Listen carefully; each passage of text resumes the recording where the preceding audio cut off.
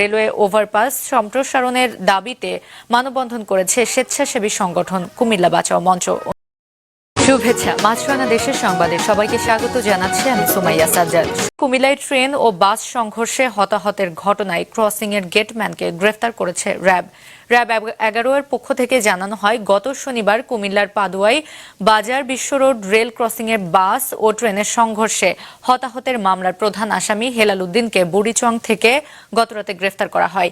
এদিকে ওই এলাকায় রেলওয়ে ওভারপাস সম্প্রসারণের দাবিতে মানববন্ধন করেছে স্বেচ্ছাসেবী সংগঠন কুমিল্লা বাঁচাও মঞ্চ। অন্যদিকে চট্টগ্রামের সাতকানিয়ায় মাইক্রোবাস ও অটোরিকশার সংঘর্ষে 2 জন মারা গেছে। বিষয়ের জন্য আমাকে কেন আন্দোলনে দাঁড়াতে হবে? এদেশের মানুষকে কেন আন্দোলন? অনতিবিলম্বে এই রেল ওভারপাসকে সম্প্রসারণের জন্য দাবি জানাচ্ছি। কর্মকর্তারা এবং আমাদের এলাকার কিছু হঠকারী লোকজন এই ওভারপাসটি নির্মাণ করেছে।